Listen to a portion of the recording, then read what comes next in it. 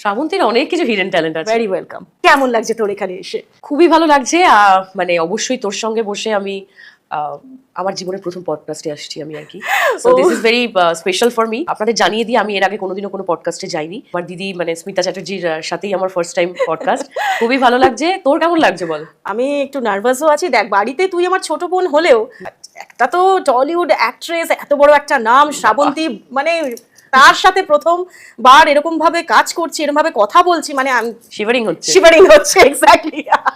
দর্শকরা এটাই ভাবছে যে মানে দুই বোন এরকম সচরাচর দেখা যায় না, কিন্তু আজকে আমি নার্ভাস কারণ ও আমার অনেক সিক্রেট জানি, কোথা থেকে কি বলে জিজ্ঞেস করে ফেলবে আর আমি যে কি উত্তর দেবো সেটাই বুঝতে পারছি না।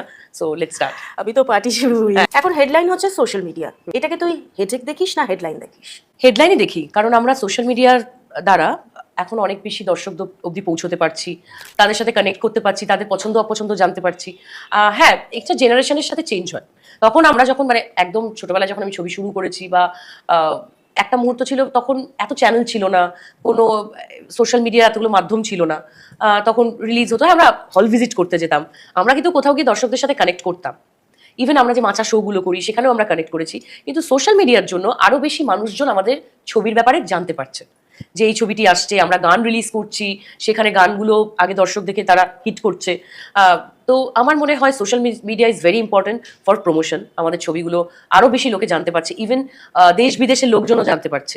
সেটা কিন্তু শুধু ওয়েস্ট বেঙ্গলেই আমাদের রিজিনাল ছবি লোকজন জানতে পারতো, কিন্তু এখন এই সোশ্যাল মিডিয়ার জন্য অনেক বাঙালিরা বিদেশে থাকে, প্রচুর মানে দেশ বিদেশে বাঙালিরা ছড়িয়ে আছে, তারাও কিন্তু আমাদের ছবির ব্যাপারে জানতে পারছে এই সোশ্যাল মিডিয়ার দ্বারা। সো আমি এটাকে মনে করি হেডলাইন। শ্রাবন্তী বাড়িতে কেমন থাকে ফ্যামিলির সাথে? আমি না থাকলে বাড়িতে মজাই হয় না। কিরকম মজা? আমি সবাইকে, আমি খুব মানে কি বলবো, হ্যাপি গো লাকি একটি মেয়ে, যে আর কি সবাইকে পরিবারকে নিয়ে থাকতে ভালোবাসে। আমি খুব family oriented, you know that দিদি।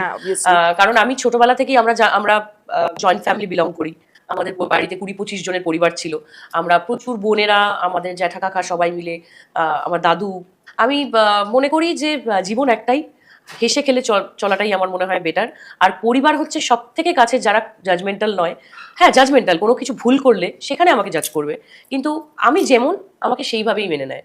সো আমার মনে হয় যে আমি আমার পরিবার এবং খুব ক্লোজ ফ্রেন্ডদের সাথে আমি একদম বাড়ির গিন্টু।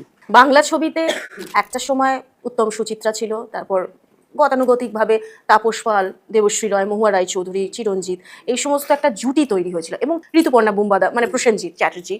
আফটার দ্যাট জিৎ শ্রাবন্তী, দেব শ্রাবন্তী এবং সোহাম শ্রাবন্তী, এরকম একটা সুন্দর জুটিগুলো স্টার্ট হয়েছিল। এটা কিন্তু এখন বর্তমানে মিসিং। মানে সমস্ত হিরোদেরও দেখছি নতুন মুখদের, মানে নতুন অ্যাক্ট্রেসদের সাথে কাজ করছে, এবং হিরোইনরাও সেই সেম জিনিসটাই, সেম পাথে চলছে। আমার তো মনে হয় আবার সেই পুরনো জুটি, সেই পুরনো ফ্লেভার ফিরে আসা উচিত। তোর কি মনে হয়? হ্যাঁ, আমি অবশ্যই চাইবো যে আমাদের যে জুটিগুলো দর্শক জুটি বানিয়েছে, এত হিট জুটি, তো সেগুলো ফিরে আসুক, ইভেন আসছেও। আর আমি এটাও বলবো নতুনদেরকেও সুযোগ দেওয়া উচিত, যারা নতুন কাজ করছে।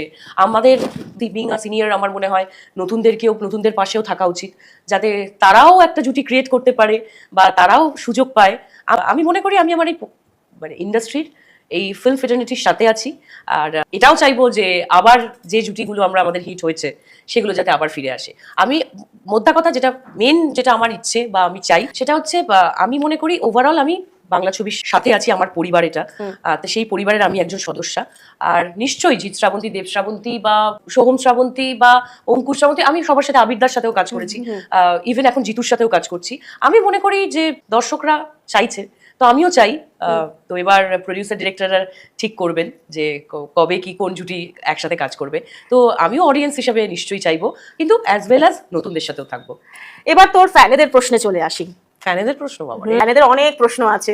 মুনমুন বলে তোর একটা ফ্যান আছে, সে একটা প্রশ্ন দিয়েছে যে, আচ্ছা মুনমুন, হ্যাঁ বুঝতে পেরেছি, হ্যাঁ বিশাল বড় ফ্যান তোর। এবার ও একটা প্রশ্ন করেছে যে, আমি মুনমুনের ফ্যান হয়ে গেলাম। আমার ফ্যান যখন। শ্রাবন্তীর হিডেন ট্যালেন্ট কি? শ্রাবন্তীর অনেক কিছু হিডেন ট্যালেন্ট আছে।